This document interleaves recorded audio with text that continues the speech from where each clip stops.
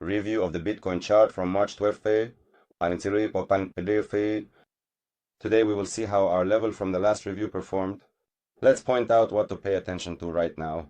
Let's look at the short-term and long-term price behavior prospects. The chart. We're also taking Bitcoin and USDT from Binance. Today we'll also take a look at the price chart a bit more. Let's start with the one-day time frame. As we can see, the zones we've drawn are performing well, including the middle line of the range. We had a sufficient number of signals to enter a position. During this time, at the moment, all the necessary levels are already marked on the chart. We won't be adding anything special today. Let's note that our support zone is at the levels of 73,918 and 71,698. At the moment, it has not been reached. And the zone at 91,490, 194,409, as we expected, has become a resistance level. It was tested twice. At these test points, we should have opened our trades. And today, we will add another significant support level, which is the trend line. What we need it for? We needed to understand that we are still in a growing bull market. We are above the trend. And in the long-term perspective, for investment positions, it's beneficial for us to open long positions from the trend line at the support level for further growth. If we want to trade short-term and understand the short-term prospects, we need to drop down to a lower time frame. But we need to take this line into account, where it is located and how close we are to it when trading short-term. Dropping down to the 4-hour time frame, we see the channels that we built. In the previous review, we recorded the last review. Approximately right at this spot, we had the breakout of these channels, the retest of these channels. And during the retest, you could have looked for entry points for a bounce off the zone. Channels held with a stop loss. To return to the boundary, channels, it would have been a decent trade. But then we got an even better signal, this time in the long direction.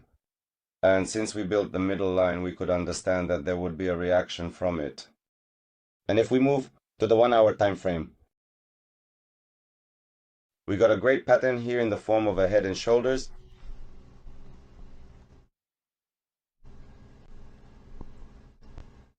The boundary of the channel served as our breakout boundary for the pattern. We can set the targets for the pattern based on its size.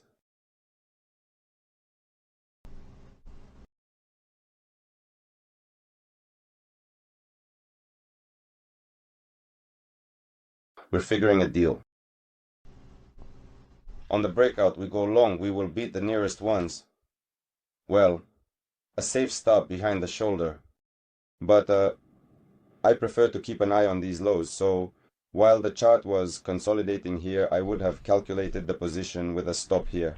After this drop and the start of the buyback, I would have moved the stop up to here and take profit. I would set it just below 100% of the pattern's target because, as practice shows, it's better to set it around 80 to 90% of the target. Accordingly, we got a great trade of 1 to 4, even 1 to 4.5. This is our first trade. So accordingly, what signals we had: the first pattern, and second, a return to the range, trading within the range. It was also possible to close part of the position, the middle line of the channels, and when testing our resistance zone, and we would close the remaining position based on our targets for the pattern. Let's continue. After we came back here, we needed to watch closely.